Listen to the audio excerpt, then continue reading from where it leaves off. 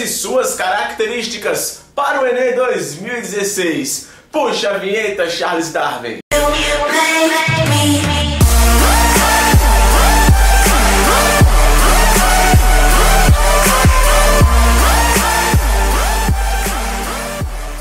Fala galera, maravilhosa, bem-vindo a mais uma aula aqui no meu canal Biola Dúvidas, aí no curso para Enem 2016. Um curso de graça, porque você merece. Gente, é isso aí, um curso de graça aqui no YouTube, preparatório para o Enem 2016, um curso de Biologia. Aqui na descrição do vídeo tem um link para você poder baixar uma apostila de Biologia para lhe ajudar nessa preparação para o Enem. Se você é novo por aqui, seja bem-vindo, vai logo aí se inscrevendo, e aqui você está vendo as aulas preparatórias para o Enem. O canal também tem aulas para ensino superior e também tem aulas para vestibulares tradicionais. Então é um canal que abrange tudo aí da biologia.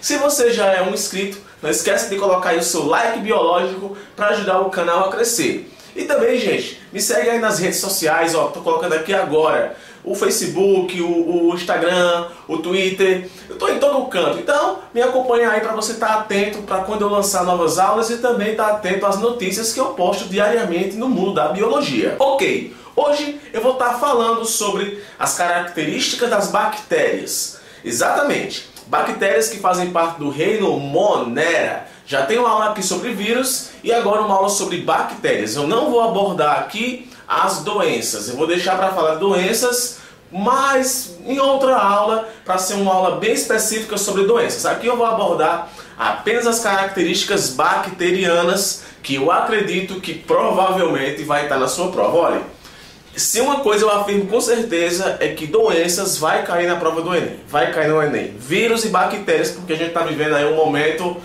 muito delicado com relação a doenças. A gente acabou de sair aí de praticamente um surto de bactérias super resistentes e agora já entrou em um surto de várias doenças virais que surgiram aí, ebola, depois veio o zika, depois veio a chikungunya, dengue. Então assim, a gente vive nessa situação, então você tem que compreender as características desses organismos para você poder viver melhor e você marcar a opção da prova correta. Por que viver melhor? Porque o Enem ele avalia habilidades, competências e atitudes. Para quem vai tentar um vestibular tradicional, aqui no meu canal tem uma aula de biologia molecular e celular de procariontes. E nessa aula dou uma visão 380 graus sobre os organismos procariontes. Nesta aula, que é para o Enem, eu vou apenas abordar as características da bactéria que eu considero necessárias para você saber, para você marcar a opção correta na sua prova.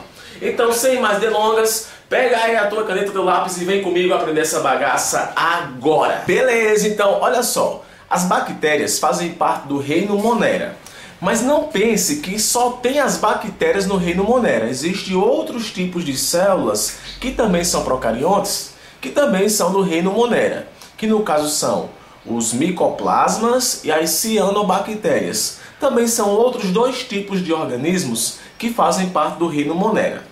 Mas quando se fala em reino Monera, de cara se fala de bactérias, que faz parte de um dos organismos procariontes desse reino. O que é um organismo procarionte? Qual é a diferença de procarionte e eucarionte? É muito simples. Os organismos procariontes, eles não possuem envoltório nuclear. Olha só, se você parar para olhar aqui, olha para essa imagem. Você vai ver que vai existir aqui o cromossomo. O cromossomo é o DNA da bactéria, então vai estar aqui. Perceba que esse cromossomo não existe um envoltório, aquela camada que envolve, que protege o DNA nas células eucariontes. Então, por conta disso, chamamos de organismos procariontes, porque não possuem envoltório nuclear, ou também você pode dizer assim, não possui núcleo. Não está errado em você dizer que bactérias não possuem núcleo. Então, bactérias na condição de seres procarióticos não vão possuir núcleo. Mas, afinal de tudo, é uma célula, e por ser uma célula, não é porque não tem núcleo que não vai possuir outras coisas. Então ela vai possuir várias estruturas que você tem que conhecer. Então eu coloquei aqui estrutura bacteriana. Então vamos conhecer o que a bactéria tem. Para você ter uma ideia, gente, cerca de 10% do seu peso é bactéria. As bactérias exercem diversos papéis importantes dentro do ecossistema, enfim. Olha só uma linkadazinha aqui. Para você ter uma ideia, existem bactérias de uso ecológico. Para poder acontecer a fixação de nitrogênio, tem que existir bactérias. Eu engasguei um pouco porque eu ia dizer o nome da bactéria, mas eu não vou dizer para poder não confundir, eu vou deixar para dizer isso na aula de ecologia. Mas para você ter uma ideia, para haver a fixação de nitrogênio, tem que ter bactérias. Para haver a decomposição, tem que ter bactérias. Hoje em dia, diversos produtos existem por conta de mecanismos bacterianos, como a fermentação que ela faz e acaba sendo aí utilizada para a indústria. Então assim, as bactérias não são vilões como as pessoas pensam. Certo que algumas são patogênicas, mas nem todas são patogênicas. A maioria são saprófitas ou oportunistas. Oportunista porque dependendo do lugar que ela se encontre, ela vai transmitir uma doença.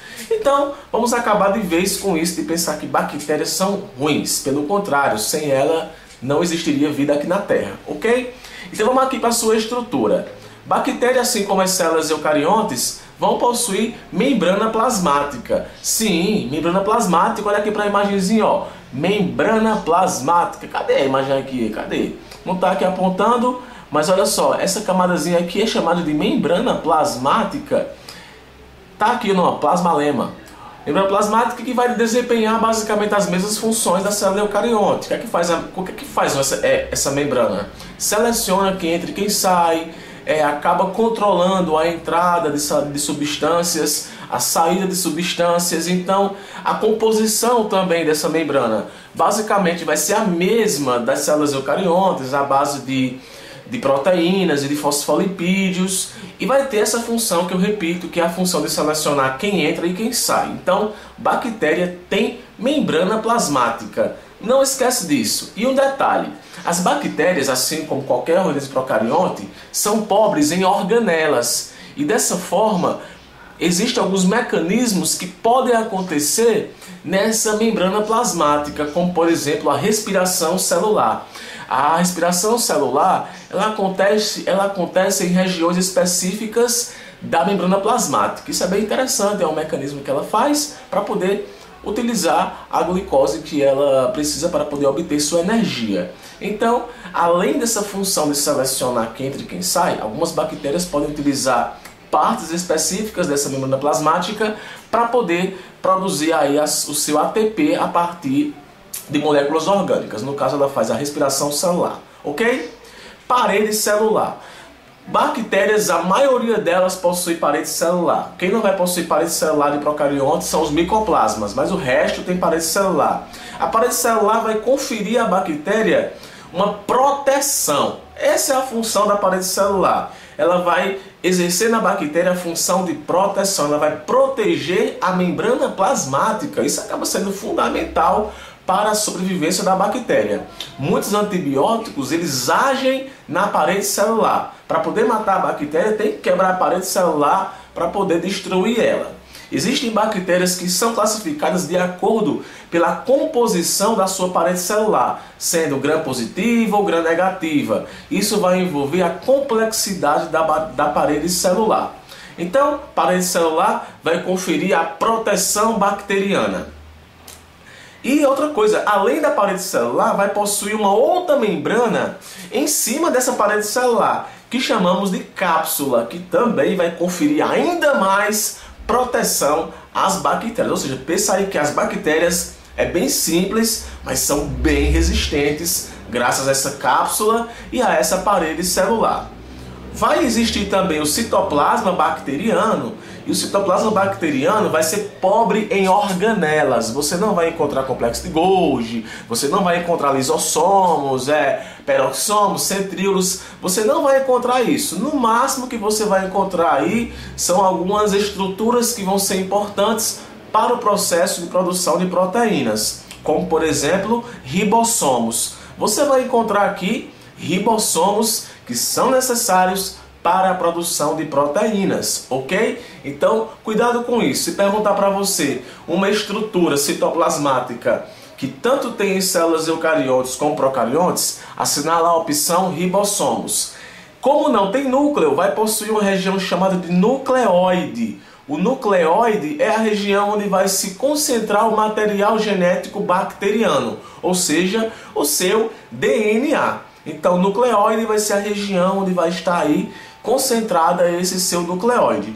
Uma outra coisa que ela vai possuir são esses prolongamentos filamentosos, esse flagelo que vai ajudar na locomoção da bactéria, e essas fímbrias que ficam ao redor da bactéria, que são importantes para a questão de adesão da bactéria a outras bactérias e a outras superfícies. Um detalhe importante que essa imagem não está mostrando é uma estrutura chamada de plasmídio.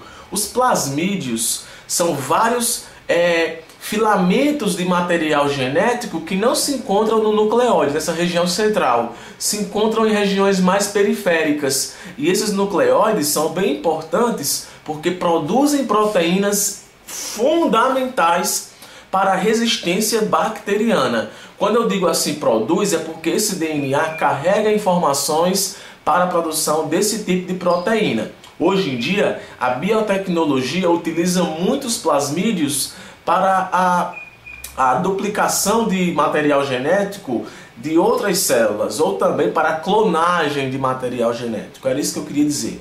Então esse trechozinho chamado de plasmídio acaba sendo muito utilizado aí hoje em dia na biotecnologia. Não coloquei aqui porque não vi que tinha precisão. Então, nucleóide, regiãozinha que vai estar aí armazenando, se concentrando no material genético das bactérias, ok? Olha só, as bactérias elas se reproduzem rápido pra caramba. Elas sofrem, pessoal, uma divisão semelhante à mitose. Uma célula dá origem a duas. Isso acontece muito rápido. Então, como não acontece aí uma reprodução sexuada, então a gente diz que as bactérias têm reprodução assexuada por divisão simples. Você também vai encontrar o nome bipartição, porque elas se partem na metade, ou cisparidade também. Agora toma cuidado, para poder a bactéria se reproduzir, primeiramente acontece a duplicação do seu material genético, ou seja, ele se duplica e origina outro material genético idêntico, e uma bactéria dá origem a duas bactérias idênticas. Sobre esse assunto é agora o grande estopim dessa aula aqui.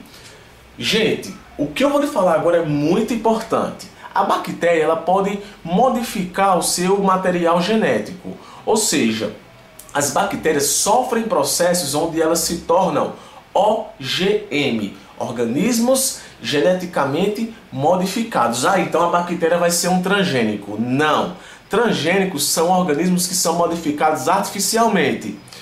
E todo transgênico é um OGM, mas nem todo um OGM é um transgênico.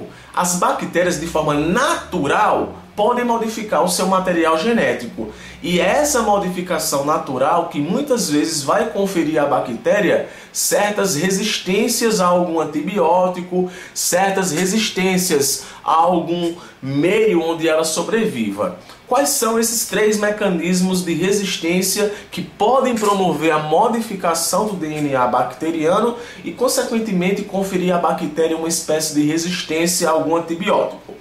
Nós temos a transformação, a conjugação e a transdução, que é muito simples. A transformação, gente, acontece quando uma bactéria acaba morrendo e o seu DNA acaba sendo solto no lugar em que, no ambiente em que ela morreu. Esse DNA, ele não morre automaticamente quando a bactéria se parte. Ele fica solto e ele pode acabar entrando dentro de uma outra bactéria. A bactéria pode pegar esse DNA para ela e esse DNA se integrar ao DNA dela.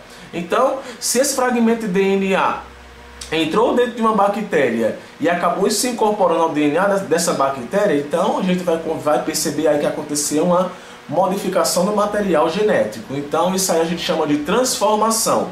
A conjugação é algo que é bem corriqueiro entre as bactérias. Elas podem se juntar, se unir e trocar filamentos de plasmídios, aquele trechinho que eu falei agora há pouco. Então o plasmídio de uma bactéria pode ir para outra e vice-versa. Isso aí acontecer a união de DNA de uma bactéria com outra bactéria, que vai também conferir aí uma modificação de material genético, então vai tornar a bactéria um OGM.